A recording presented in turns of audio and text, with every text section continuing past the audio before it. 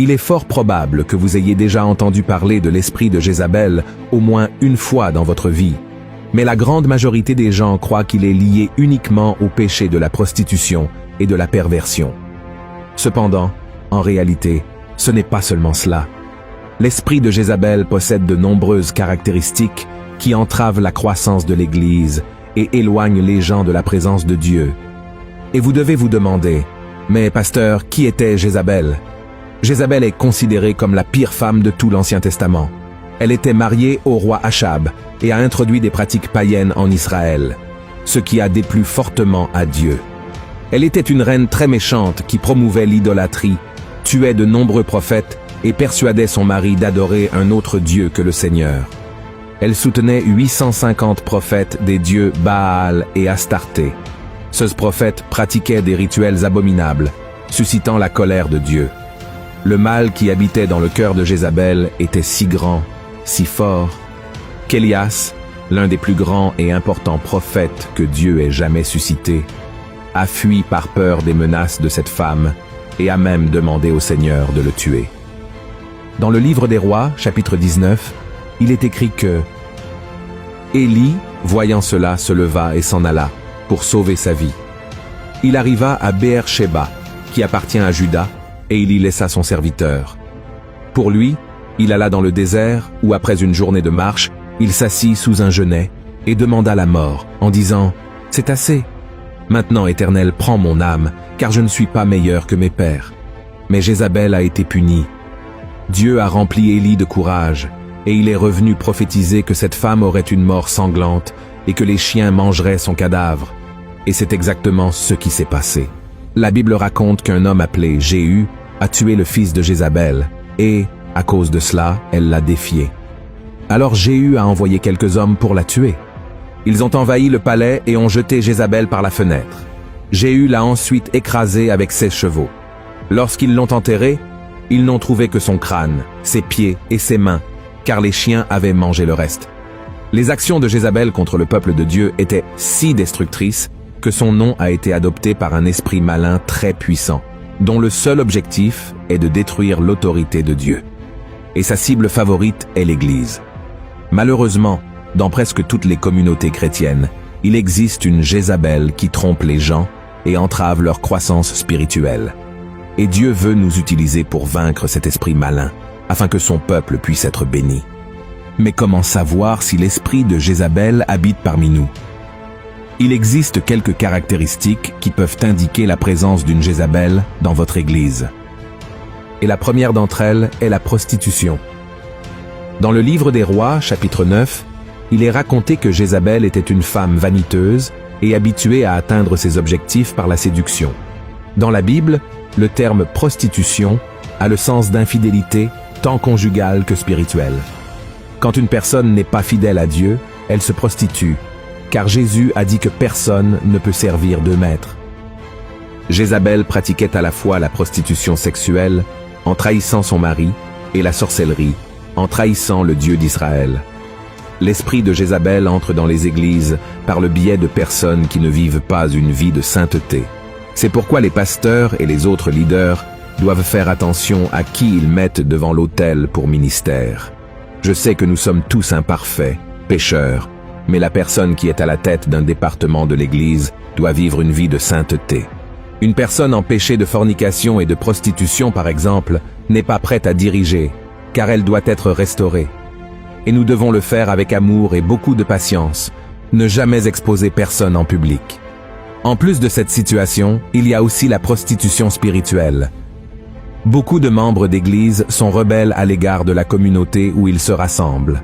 Des personnes comme celle-ci sautent d'une branche à l'autre cherchant où trouver quelqu'un qui leur convienne, et chaque jour cherchent une église et un pasteur qui fassent leur volonté. Et lorsqu'ils ne sont pas satisfaits, ils créent des intrigues pour nuire au leadership. La deuxième caractéristique de l'esprit de Jézabel est l'idolâtrie.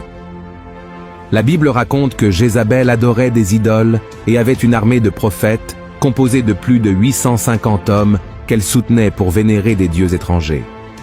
De nos jours, nous voyons rarement ce type de pratique, mais l'idolâtrie va au-delà des images sculptées. L'idolâtrie, c'est tout, ce qui prend la place de Dieu dans notre cœur, car le Seigneur doit être la priorité dans notre vie.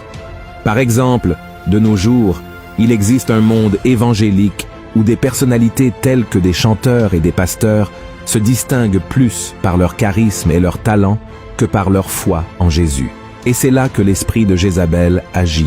Il fait en sorte que les gens idolâtrent davantage la célébrité évangélique que le Seigneur lui-même. Et c'est quelque chose que Dieu déteste. La troisième caractéristique de l'esprit de Jézabel est la manipulation. Jézabel était manipulatrice, ce qui signifie qu'elle voulait que tout se passe à sa manière. Elle a même convaincu son mari d'abandonner le Dieu d'Israël et d'adorer le Dieu Baal. De plus, elle était très envieuse. À un moment donné, elle a ourdi un mensonge pour faire tuer un homme nommé Naboth, simplement parce que son mari convoitait sa terre. Ainsi, elle a pris la vie et la propriété d'un homme innocent. Une personne manipulatrice ment pour obtenir ce qu'elle veut. Elle trahit et poignarde dans le dos, cherchant à se venger de ceux qui refusent de faire sa volonté. L'esprit de Jézabel entre dans de nombreuses églises par le biais de personnes qui veulent tout contrôler. Certains de ces individus occupent déjà des postes de responsabilité professionnellement et reflètent cette attitude au sein de l'Église, pensant qu'ils peuvent donner des ordres à leurs frères comme s'ils étaient des employés ou des subordonnés sur le lieu de travail. L'Église n'est pas un endroit pour maltraiter quiconque, mais plutôt pour manifester amour et camaraderie. Et si quelqu'un occupe une position de pouvoir dans la société, cela doit être laissé à l'extérieur. Dans l'Église, nous sommes tous frères et sœurs et devons nous servir mutuellement avec amour, comme l'a dit l'apôtre Paul dans Galates, chapitre 5. Par conséquent, nous devons être prudents lorsque nous nommons quelqu'un à un poste de leadership qui ne traite pas bien ses frères. Et enfin, la quatrième caractéristique de l'esprit de Jézabel est la persécution. Cette femme a persécuté les prophètes de Dieu au point que beaucoup ont dû se cacher pour ne pas être tués. Beaucoup de prophètes sont même morts à cause de Jézabel, et le prophète Élie lui-même a été menacé par elle. Une des raisons de cette persécution est que les prophètes de l'époque parlaient à la vérité et non ceux que Jézabel et son mari voulaient entendre. De même, l'esprit de Jézabel peut être perçu dans des églises où des personnes sont persécutées par leurs propres frères.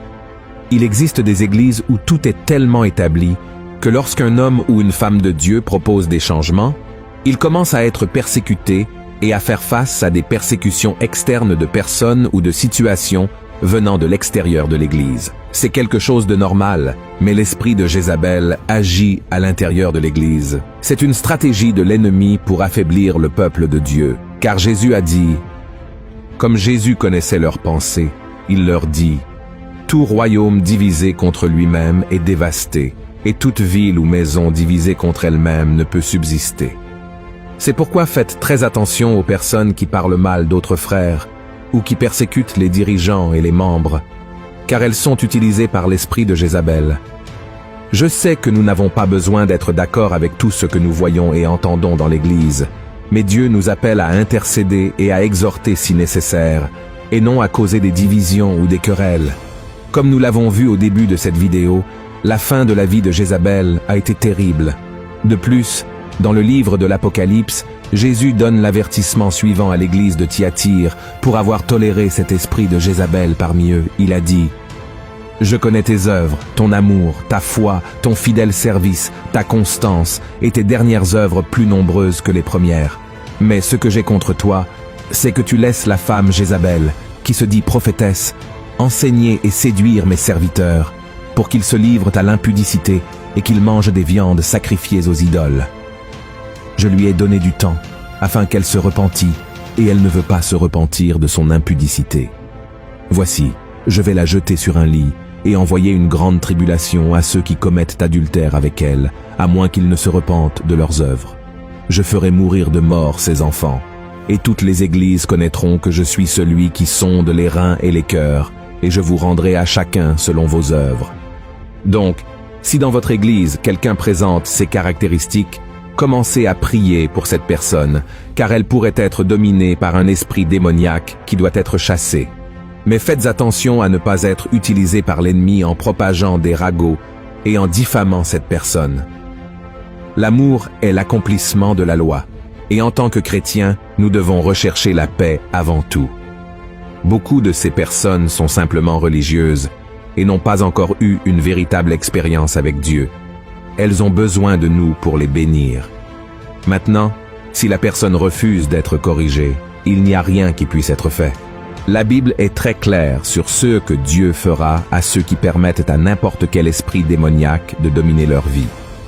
Le psalmiste a écrit: « C'est pourquoi les méchants ne résistent pas au jour du jugement, ni les pécheurs dans l'assemblée des justes. Car l'Éternel connaît la voie des justes, et la voie des pécheurs mène à la ruine. » Si vous avez apprécié ce message, partagez-le avec vos amis et votre famille et abonnez-vous à ma chaîne.